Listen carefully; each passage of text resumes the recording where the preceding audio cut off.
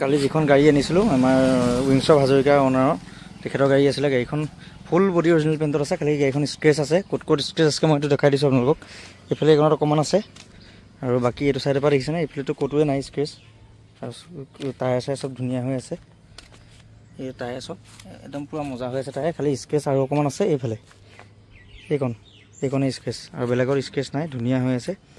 চিল engine আৰু কালাৰটো দেখিয়ে গম পাইছে অৰিজিনেল পেইণ্টত আছে ধুনীয়াকৈ।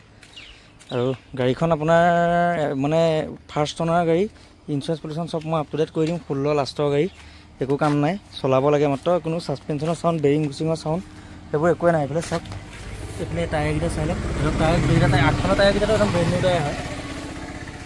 আৰু এইফালে চাই লওক অলপ, ভিতৰতো চাই লওক, দেখিছেনে?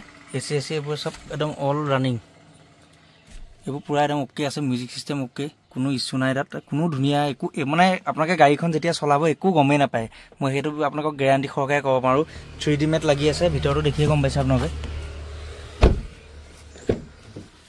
দেখিছেনে 3D মেট, ধুনীয়াকৈ 3D মেট পূৰা আছে। এইবিলাক চাই লওক, এয়া ধুনীয়া হৈ আছে। খালি গাড়ীখন এটাই কথা, এইফালে আৰ্মৰেষ্ট চাৰ্মৰেষ্ট চব আছে। মই এইকেইটা দেখুৱাই দিছোঁ আগতে। গাড়ীখন অলপ চলিলে মানে গাড়ীখন একেবাৰে মানে চলিলে যদিও আপোনালোকে মানে গাড়ীখন যেতিয়া ষ্টাৰ্ট দিব মানে গম নাপায়।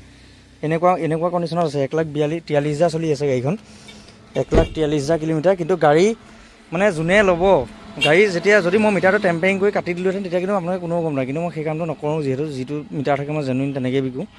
সেইবোৰ কাম নকৰোঁ, যেনেকৈ থাকে যিমানটো চলি আছে সিমানটোতে বিকোঁ। গতিকে আপোনালোকে যদি লয় তেতিয়াহ'লে আপোনালোকে ল'ব পাৰিব। কিন্তু গাড়ীখন এটা বস্তু গেৰাণ্টি দি দিম, কিন্তু আপোনালোকে অকণমান কোনো জেগাতে আপোনালোকে একো মানে ইমানটো চলিছে বুলি কোনো জেগাতে অনুভৱ কৰিব নোৱাৰে। গুৱাহাটী নাম্বাৰ হয় এইখনে। এয়া মই আৰু এটা বস্তু আপোনাক দেখুৱাই দিছোঁ, ইঞ্জিনটো দেখুৱাই দিছোঁ।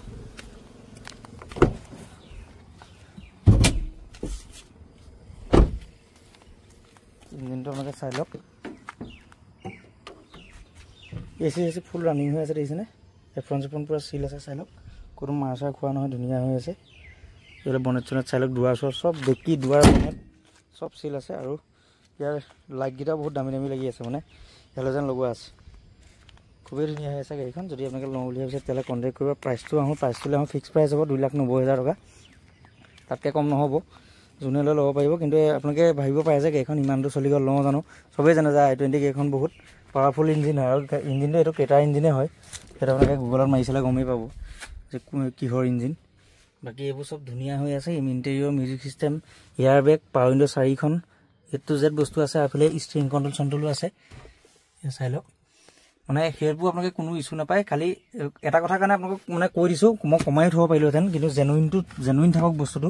গতিকে এইটো কাৰণে কৈ দিছোঁ, যদি মোৰ গাড়ীখন কিবা প্ৰব্লেম থাকিলে মিটাৰটো মই কমাই দিলোহেঁতেন।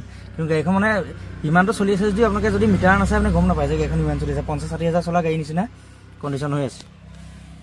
তো সেইটোৱে, যদি কোনোবাই আপোনালোকে লয় তেতিয়াহ'লে কণ্টেক্ট কৰি ল'ব, আৰু ট্ৰেন্সফাৰটো মই লগালগ কৰি দিম যদি লয়। তো ভিডিঅ'টো আজিলৈ ইমানেই আছিল। আজিলৈ বাই বাই।